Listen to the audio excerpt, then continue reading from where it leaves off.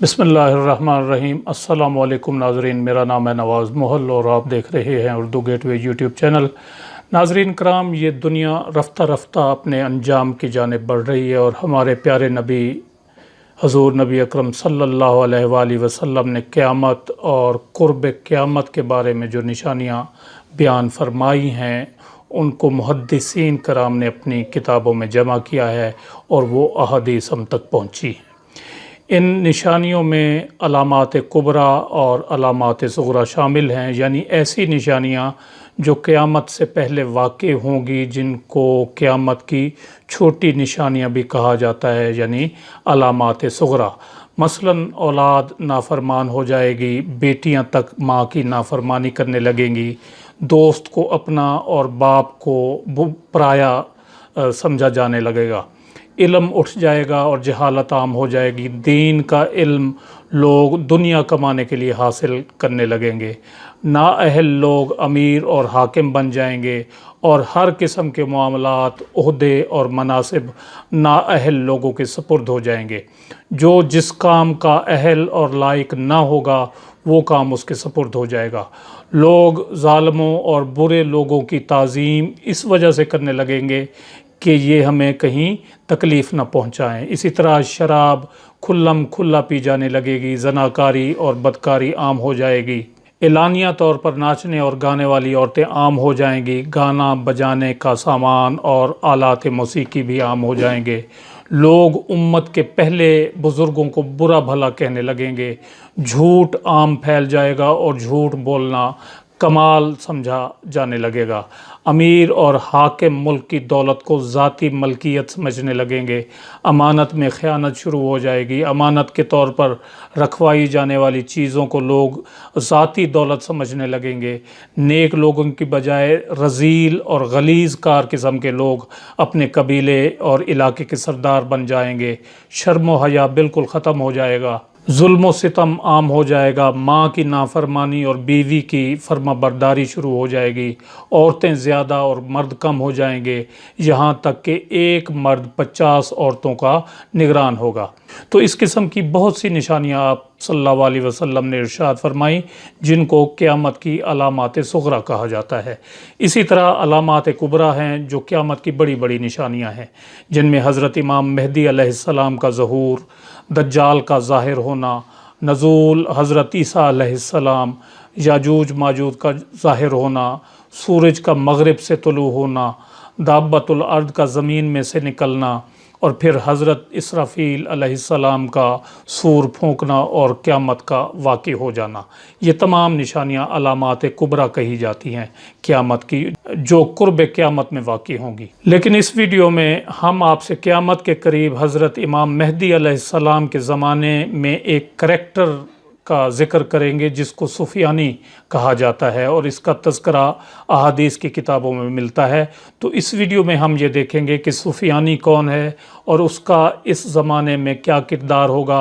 बाज़ लोग इस किरदार को फ़र्ज़ी भी करार देते हैं, लेकिन गैब का इल्म अल्लाह तबारक व तआला के पास है और वही हकीकत हाल जानने वाला है।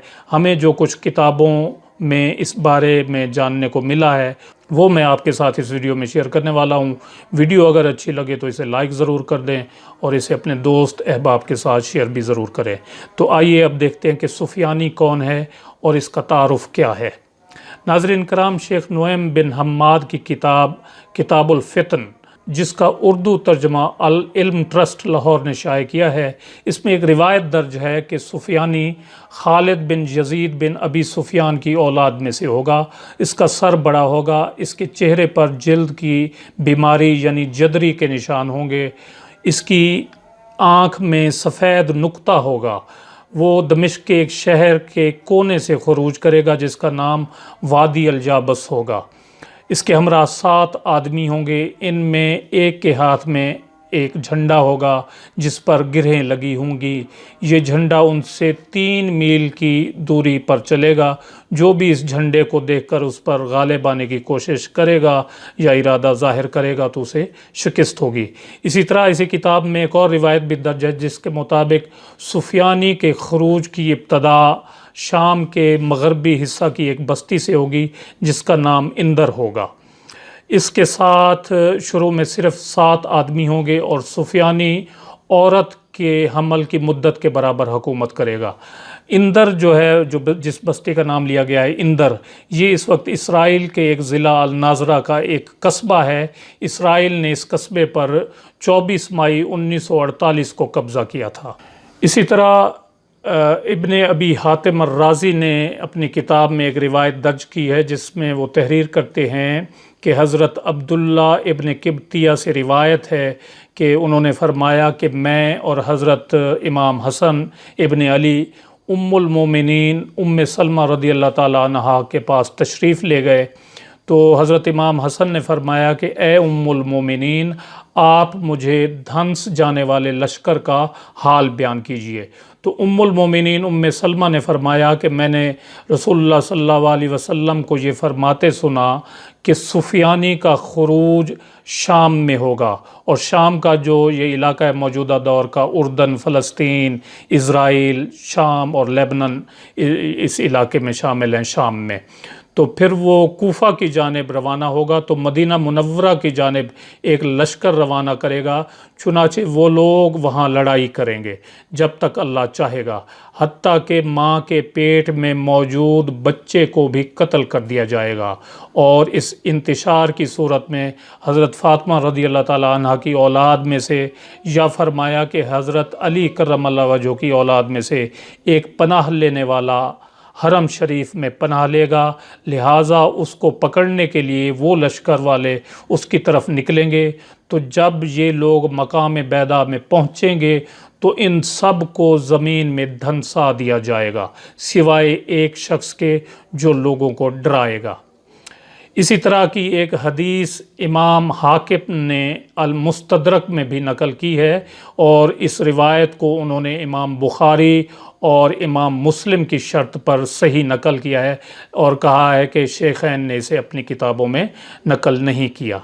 امام حاکم المستدرک میں تحریر کرتے ہیں روایت کہ عبداللہ ابن قبطیہ فرماتے ہیں کہ حارث بن ابی ربیعہ اور عبداللہ بن صفوان اور میں ام المومنین حضرت ام سلمہ رضی اللہ تعالیٰ عنہ کے پاس گئے اور ان سے اس لشکر کے بارے میں پوچھا جس کو زمین میں دھنسا دیا جائے گا۔ یہ واقعہ ابن زبیر رضی اللہ تعالیٰ عنہ کے زمانے کا ہے۔ ام المومنین حضرت ام سلمہ نے فرمایا کہ رسول اللہ صلی اللہ علیہ وسلم نے ارشاد فرمایا کہ کوئی پناہ لینے والا حرم شریف کی پناہ لے گا، اس کی طرف ایک لشکر بھیجا جائے گا، جب وہ ہموار زمین تک پہنچیں گے تو ان کو زمین میں دھنسا دیا جائے گا۔ میں نے کہا کہ یا رسول اللہ صلی اللہ علیہ وسلم، جس کو زبردستی اس لشکر میں شامل کر کے لایا جائے گا اس کا کیا حال ہوگا؟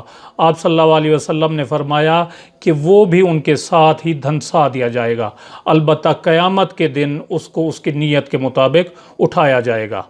پھر ام المومنین رضی اللہ تعالیٰ عنہ نے فرمایا کہ رسول اللہ صلی اللہ علیہ وسلم نے ارشاد فرمایا کہ ایک شخص بیت اللہ شریف کی پناہ لے گا۔ یہ حدیث امام بخاری اور امام مسلم کے معیار کے مطابق صحیح الاسناد ہے، لیکن شیخین نے اس کو نقل نہیں کیا۔ اسی طرح شرح مشکات مظاہر حق جدید میں یہ روایت نقل کی گئی ہے کہ حضرت علی کرم اللہ وجہہ سے روایت ہے کہ سفیانی جو آخر زمانہ میں شام کے علاقے پر قابض ہوگا، نسلی طور پر خالد بن یزید بن معاویہ ابن ابی سفیان اموی کی پشت سے تعلق رکھتا ہوگا۔ وہ بڑے سر اور چیچک زدہ چہرے والا ہوگا، اس کی آنکھ میں ایک سفید دھبا ہوگا، دمشق کی طرف اس کا ظہور ہوگا۔ اس کے ساتھ قبیلہ کلب کے لوگوں کی اکثریت ہوگی، لوگوں کا خون بہانا اس کی خاص عادت ہوگی، یہاں تک کہ حاملہ عورتوں کے پیٹ چا کر کے بچوں کو بھی ہلاک کر دیا کرے گا۔ وہ جب حضرت امام مہدی کے خروج کی خبر سنے گا تو ان سے جنگ کرنے کے لیے لشکر بھیجے گا۔ ان روایات کے علاوہ دیگر روایات سے یہ پتہ چلتا ہے کہ یہ سفیانی حضرت امام مہدی سے کچھ عرصہ پہلے شام، اردن، فلسطین میں کسی جگہ ہوگا۔ فیض القدیر میں ہے کہ ابتدا میں وہ بہت متقی پرہیزگار ہوگا اور انصاف کرنے والے حکمران کے طور پر سامنے آئے گا، حتیٰ کہ شام کے اندر مسجدوں میں اس کا خطبہ پڑھا جائے گا۔ پھر جب وہ مضبوط ہو جائے گا تو اس کے دل سے ایمان نکل جائے گا اور ظلم اور بدعمالیوں کا وہ ارتکاب کرے گا۔